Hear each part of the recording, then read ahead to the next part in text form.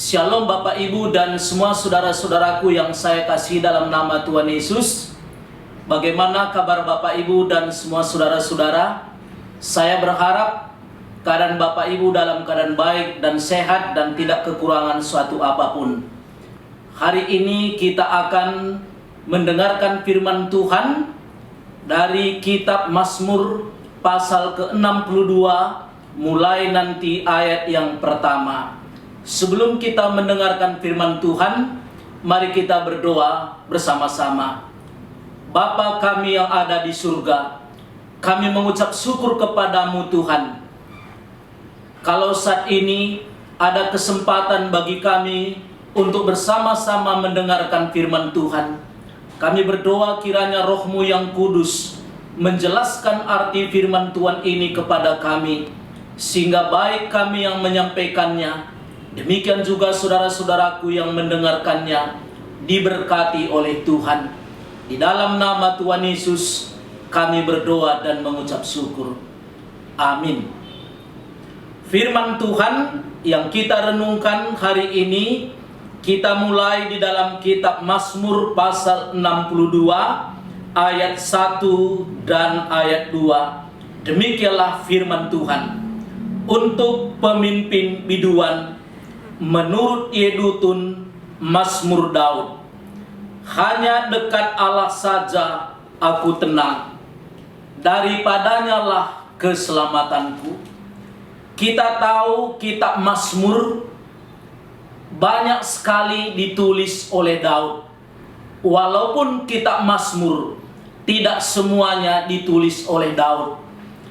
Dan pasal ke-62 yang kita sudah baca ini adalah salah satu pasal yang ditulis oleh Daud. Kita tidak tahu secara pasti Mazmur pasal ke-62 ini adalah kisah Daud ataupun pengalaman Daud di dalam hidupnya bersama dengan Tuhan. Apakah dalam satu kejadian tertentu atau beberapa kejadian tertentu yang diungkapkannya di dalam ayat-ayat yang akan kita baca nantinya juga. Saudara-saudara, sering sekali waktu Daud menuliskan mazmurnya merupakan pengalaman hidupnya yang dia ingat dan yang dia renungkan, dan akhirnya dituliskannya menjadi mazmur yang jadi berkat bagi banyak orang, bahkan sampai pada hari ini waktu kita membacanya. Tema yang kita akan renungkan saat ini adalah bagaimana seseorang bisa tenang di dalam hidupnya. Di dalam ayat 2 dikatakan, hanya dekat Allah saja aku tenang, daripadanya lah keselamatanku. Saudara-saudara, Daud berkata, hanya dekat Allah saja aku tenang. Berarti Daud yang adalah seorang raja, dan tentu dia menjadi raja yang sangat terkenal, raja orang Israel. Dia memerintah 40 tahun lamanya. Tetapi sebelum Daud ini menjadi raja, tentu banyak pengalaman-pengalaman hidupnya yang kita bisa lihat dari kitab suci.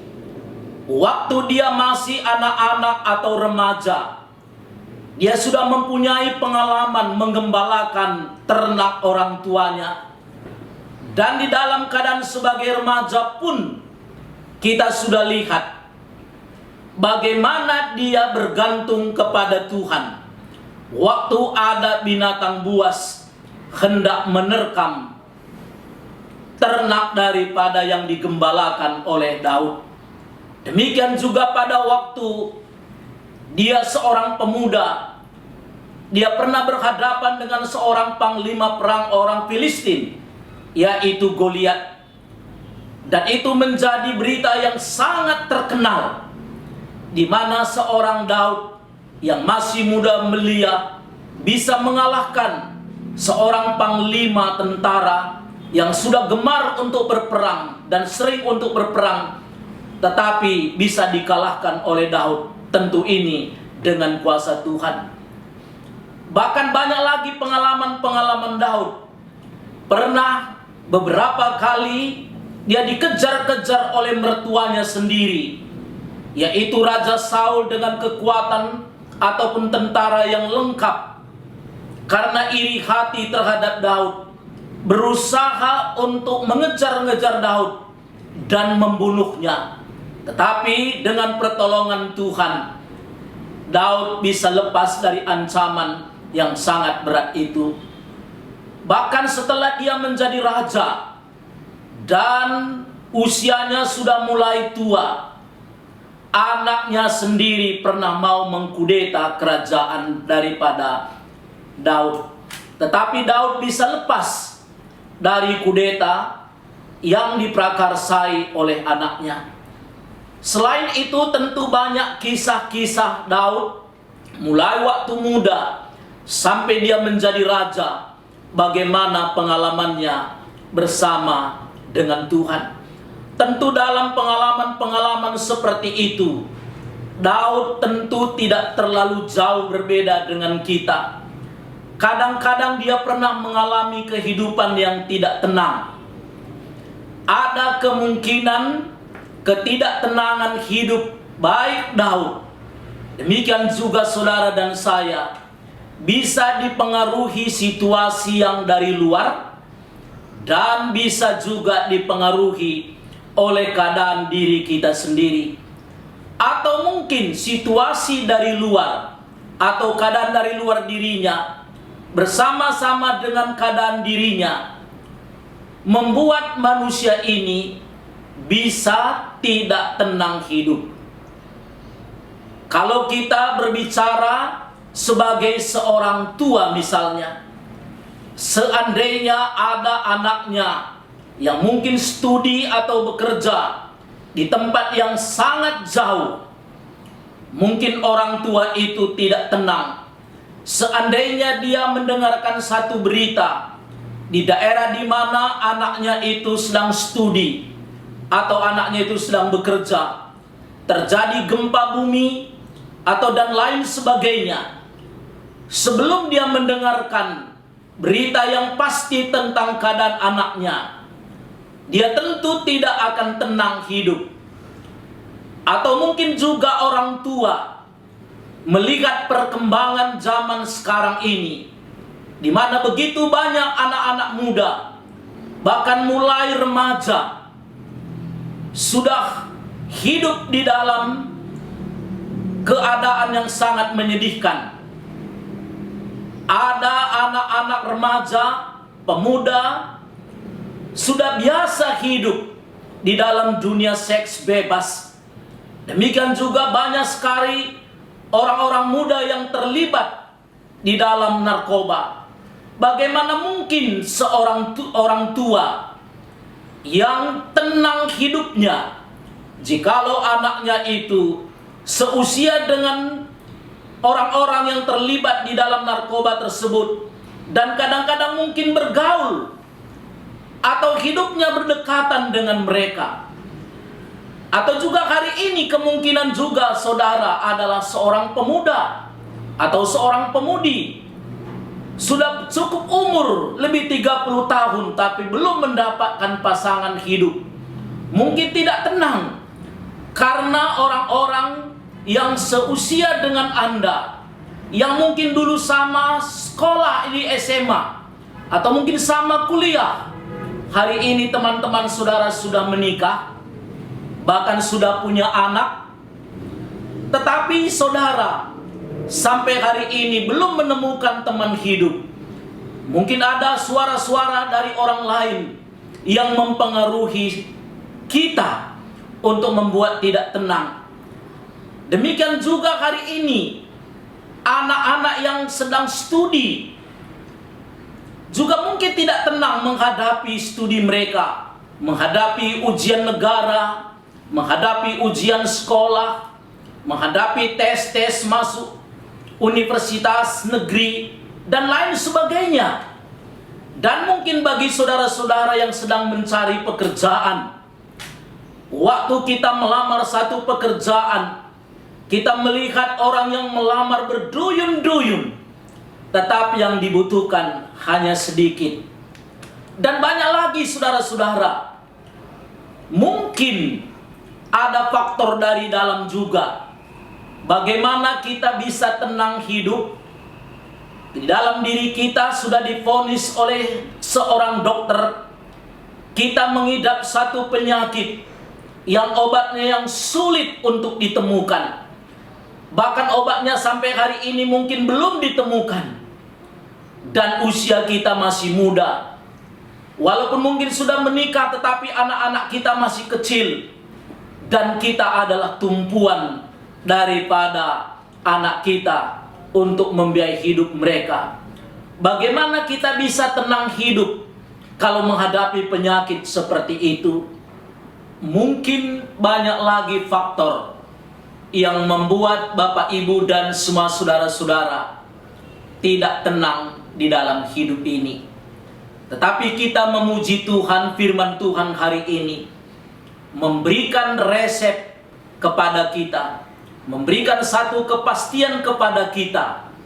Kita sebenarnya bisa tenang hidup. Di dalam ayat 2 dikatakan, hanya dekat Allah saja aku tenang. Apa yang membuat manusia sebenarnya tidak tenang hidup?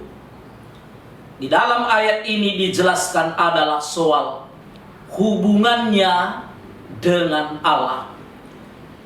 Kalau hubungan kita dekat dengan Allah, maka hidup kita menjadi tenang.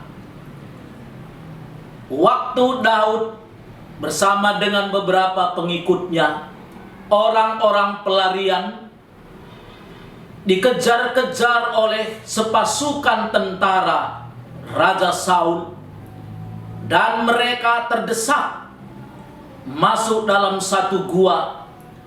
Jalan keluar untuk lepas tidak ada lagi. Saul dengan pasukannya yang gagah perkasa, peralatan yang lengkap, jumlah yang jauh lebih banyak, mengejar-ngejar Daud dan berusaha untuk membunuhnya. Jalan kelepasan tidak mungkin lagi karena gua itu buntu. Tetapi disitulah Tuhan melepaskan Daud, membiarkan Saul tertidur bersama dengan kepala pasukannya.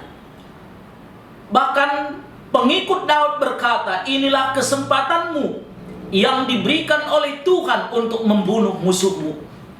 Tetapi Daud yang hatinya terpaut kepada Tuhan, tidak mau membunuh Saul.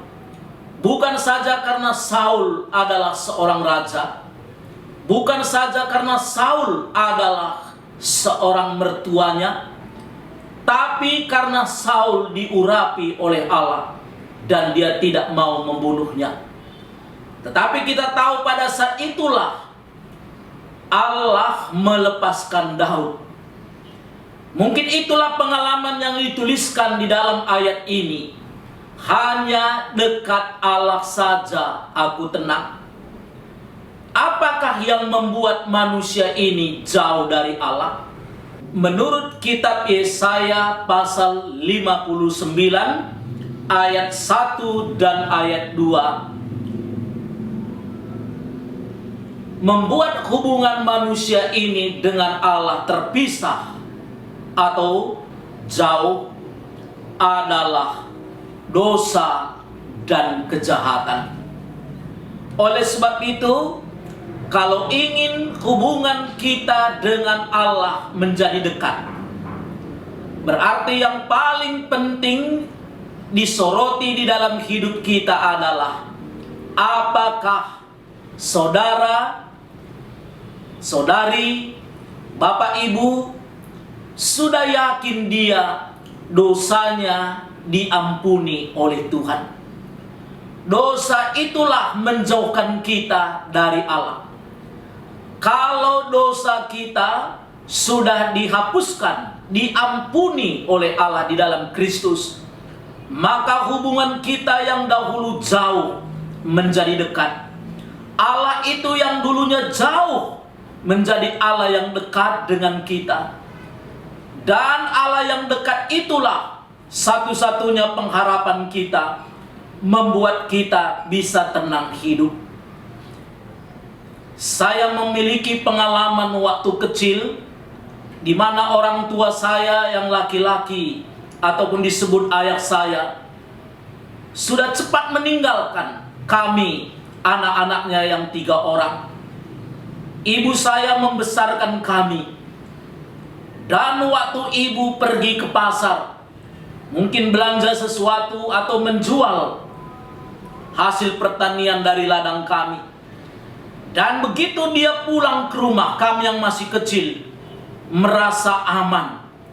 Padahal sebenarnya seandainya ada penjahat yang kekar, yang kuat, seandainya kami pun bersama dengan ibu kami, penjahat itu pasti bisa mengalahkan kami bersama dengan orang tua. Tetapi anak-anak begitu merasa aman kalau dia dekat dengan ibunya. Seharusnya seperti itulah saudara dan saya sebagai orang Kristen di hadapan Allah. Kalau kita dekat dengan Allah, kita merasa tenang, kita merasa aman, karena Allah itu selain Allah yang menciptakan kita, Allah itu adalah Allah yang menyelamatkan kita. Allah yang menyelamatkan kita dari hukuman dosa. Demikian juga Allah yang tidak pernah meninggalkan orang-orang yang sudah ditebusnya. Bahkan sampai hari ini Allah yang maha kuasa, Allah yang terus bersama dengan kita, Allah yang dekat dengan kita, tentu jauh lebih kuat daripada kesusahan-kesusahan. Allah yang jauh lebih perkasa daripada godaan-godaan. Bahkan Allah yang lebih perkasa daripada tantangan-tantangan yang saya sebutkan tadi di atas. Ketenangan hidup orang percaya bukan ditentukan oleh banyak sedikit uangnya. Ketenangan orang percaya bukan ditentukan oleh banyak sedikitnya tantangan yang dia hadapi. Bukan ditentukan oleh kesulitan-kesulitan yang dia hadapi. Tapi yang terutama sekali adalah, apakah memang Allah itu dekat dengan dia? Seandainya presiden kita menggandeng kita berjalan, membawa kita jalan-jalan ke istana presiden, tentu kita merasa aman, tidak takut dengan yang lain karena pengawal begitu banyak, karena pengawal sangat menghormati presiden, dan siapapun pasti segan dengan Bapak Presiden kita, dan dia menggandeng kita, memegang tangan kita untuk masuk ke istana. Tentu kita merasa aman memasuki istana. Demikian juga hari ini Allah kita adalah Raja segala raja. Dia dekat dengan kita, bersama Dialah kita. Tentu kita merasa aman. Apa yang membuat Bapak Ibu dan saudara-saudaraku hari ini tidak tenang dalam hidup ini? Mungkin soal karir di waktu yang akan datang, soal teman hidup bagi saudara-saudara yang belum menikah, soal anak yang sedang studi bagi Bapak Ibu yang punya anak, sedang menyekolahkan anak, dan banyak lagi. Mungkin juga penyakit-penyakit menular yang ada di sekitar kita, yang setiap saat bisa menjangkiti kita. Tetapi ingatlah, Allah itu teman kita, sahabat kita, yang dekat dengan kita sangat mempedulikan kita. Yang kedua, di dalam ayat 2 itu membuat kita bisa tenang hidup. Dituliskan di dalam bagian B ayat kedua, daripadanya lah keselamatanku. Orang tenang hidup karena dia yakin Allah itulah yang telah menyelamatkan dia. Allah menyelamatkan dia dari hukuman dosa. Allah menyelamatkan dia dari kebinasaan yang kekal. Allah menyelamatkan dia, memindahkan dia dari hukuman yang kekal kepada hidup yang kekal. Itulah membuat kita tenang hidup. Dan selama kita di bumi pun, bukan berarti Allah itu lepas tangan. Allah itu sangat mempedulikan kita. Allah itu sangat perhatian kepada kita. Kalau keselamatan yang begitu dalam, pengampunan dosa, kepastian keselamatan untuk memperoleh hidup yang kekal pun diberikan oleh Allah, bagaimana mungkin kehidupan di bumi ini pun Allah tidak peduli?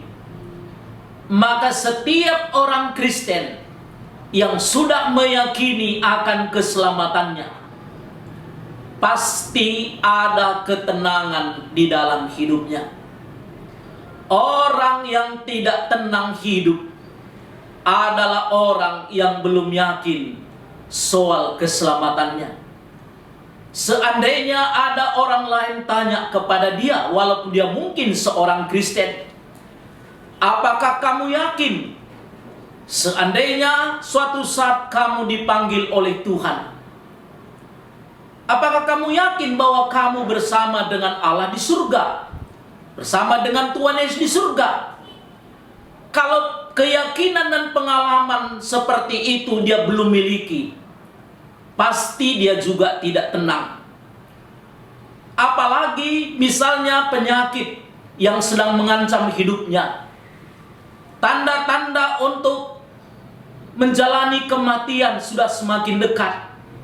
Sedang keyakinan untuk masuk ke surga tidak jelas. Pasti orang itu tidak tenang. Tetapi bagi orang yang sudah meyakini kepastian keselamatannya, bahwa Allah itu sudah menyelamatkan dia dari hukuman dosa, menyelamatkan dia dari kebinasaan, dan dia sudah memiliki hidup yang kekal. Seandainya pun Tuhan izinkan dia mengalami kematian di bumi ini, apakah dengan penyakit, apakah mengalami kematian di masa muda, apakah mengalami kematian yang menyedihkan menurut dunia ini, toh kalau kita sudah memiliki kepastian keselamatan bersama dengan Yesus di surga, tentu itu memberikan ketenangan kepada kita. Saudara-saudaraku yang saya kasih dalam nama Tuhan Yesus, di dunia ini hanya ada dua jenis penyakit. Penyakit yang pertama tentu penyakit jasmani. Paling-paling hukumannya adalah kematian. Tetapi yang lebih mengerikan adalah penyakit dosa, karena hukumannya adalah neraka. Dan tentu Tuhan Yesus sudah menyelamatkan kita orang percaya dari penyakit dosa itu, sehingga neraka itu bukan menjadi bagian kita. Dan itu merupakan ketenangan. Orang bisa tenang hidup kalau keselamatan itu sudah menjadi miliknya. Dan seandainya pun di dunia ini dia bisa sakit dan bisa mati, tetapi kalau dia sudah yakin pasti ke surga, itu memberikan ketenangan. Itulah Allah yang kita sembah, Allah yang dekat dengan kita, dan Allah yang menyelamatkan saudara dan saya. Saya berharap setelah saudara mendengarkan firman Tuhan ini, ada ketenangan hidup di tengah-tengah dunia yang tidak pasti ini. Tuhan Yesus memberkati saudara. dimanapun saudara berada. Mari kita berdoa. Bapa kami yang ada di dalam surga, kami mengucap syukur kepadamu Tuhan, karena hari ini di tengah-tengah dunia yang semakin sulit, di tengah-tengah dunia yang tidak pasti ini, Tuhan menjamin kami bisa tenang hidup kalau Allah itu begitu dekat dengan kami. Kalau Allah itu sudah menjadi teman kami, dan itu mungkin karena Yesuslah yang sudah menebus dosa kami, dan Yesuslah yang membuat hubungan kami dengan Allah menjadi dekat. Demikian juga kami bisa tenang kalau kami sudah memiliki kepastian keselamatan bersama dengan Yesus. Seandainya pun kami bisa sakit, seandainya pun kami mengalami aniaya, seandainya pun kami mengalami kekurangan, tetapi ada keselamatan pasti bersama dengan Allah di surga, dan itu kekal selama-lamanya sampai selama-lamanya. Hamba-Mu berdoa semua saudara-saudaraku dimanapun berada, di tengah-tengah dunia yang pasti ini, biarlah pengharapan kami kepada Allah yang menyelamatkan kami itu. Di dalam nama Tuhan Yesus kami berdoa dan mengucap syukur. Amin.